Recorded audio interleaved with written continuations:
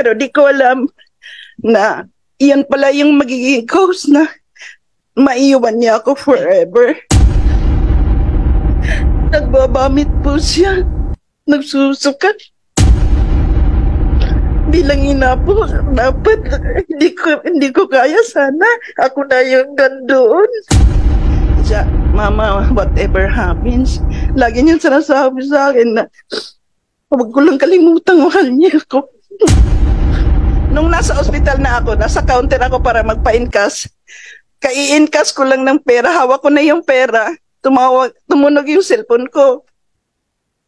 Tumawag anak ko.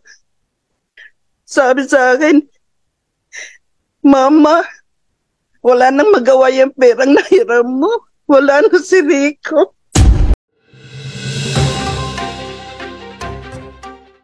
Balita kaugnay dito sa nakakagulat na impormasyon na natanggap natin.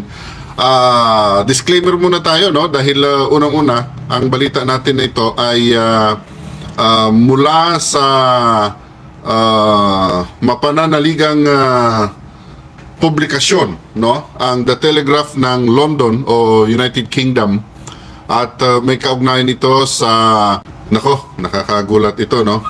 AstraZeneca umamin na yung kanilang bakuna nung nakaraang pandemya ay maring magdulot ng masamang epekto, no? Yun ang nakakagulat, mga kabravo. Nako po, ganun talaga. No, hindi disclaimer natin. Inuulit natin, disclaimer natin. Hindi ang balitang ito ay hindi para takutin kayo, no? O hindi ibig sabihin na kung ano man ang ibabalita natin ngayon, yun din ang mangyayari sa inyo. Kasi sabi dito, may masamang epekto at maaring magdulot pa ng kamatayan. Hindi ibig sabihin na kung kayo ay nagpabakuna ng AstraZeneca nung nakaraang pandemya, ay mamamatay din kayo o magkakaroon din kayo ng masamang epekto. Ito lang po ay ibabalita natin sa inyo batay doon sa court record na nakuha ng The Telegraph na newspaper sa London, at ito ay ibinalita nila na for the first time umamin yung AstraZeneca, no? Sa kauna-unahang pagkakataon ay inamin ng pharmaceutical giant na AstraZeneca na batay sa mga isinumiti nilang dokumento, no, legal documents, ay nakalagay nga doon na maaaring magdulot ng masamang epekto ang dinevelop o ginawa nitong bakuna laban sa COVID-19 noong nakaraang pandemya. Ito ay matapos na sampahan ng kaso ang nasabing kumpanya at inakusahan, no, na ang bakunang binuo nga at ginawa nito kasama kasi ito ng Oxford University, no, na dinevelop nila ay maaaring di umano'y maging sanhi ng kamatayan at makapipinsala ng malubha, no, sa nabakunahan doon sa katwiran ng mga abogado na ang nasabing bakuna ay nagdulot ng side effect, no, at kapahamak na epekto sa iilang pamilya na bakunahan doon sa London. Ang unang kaso ay inihain noong nakaraang taon ni Jamie Scott, ama ng 2 anak at nagkaroon ng permanenteng pinsala. Ito si Jamie Scott ay nagkaroon ng permanenteng pinsala sa utak, no, matapos na magkaroon ng pamumuo, nagkaroon siya ng blood clot o pagdurugo sa utak. Bunga nito, hindi na nakapagtrabaho si Ginoong Scott matapos mabakunahan noong Abril 2021. Ayan. Ayon sa The Telegraph ng London, no, yun po yung source natin ng balita. 3 beses tinawagan ng ospital ang asawa nito at sinabing ang kanyang asawang lalaki ay mamamatay na. Yun ang tawag ng ospital na pinagdalahan kay Ginoong Jamie Scott. Ngayon, itong akusasyon na ito ng pamilya ni Jamie Scott ay tinutulan ng AstraZeneca. Ngunit, ito yung punto doon, no? Batay sa isang legal na dokumento na isinumiti sa higher court doon sa London noong Pebrero, inamin ng AstraZeneca na ang nasabing bakuna ay maaari sa pambihirang kaso ay magdudulot ng TTS. Ano itong TTS?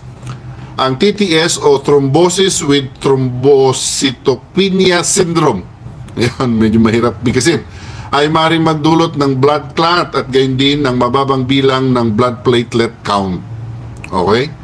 Oo. 51 kaso ang inihain sa High Court ng mga biktima at gayon din ng mga nagdadalamhating mga kaanak at humihingi ng danyos na abot sa 100 million pounds. Yun yung hinihingi nila.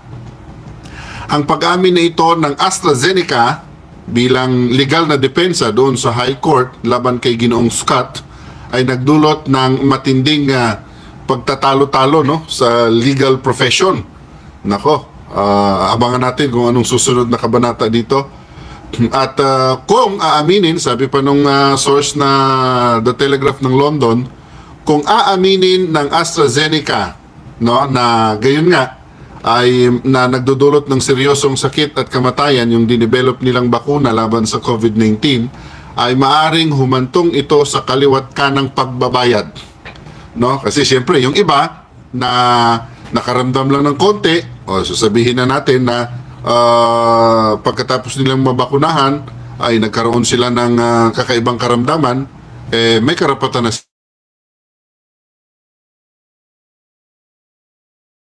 kung sasabihin nila na wala silang ganung sakit, no, bago sila naturukan o nabakunahan. Okay?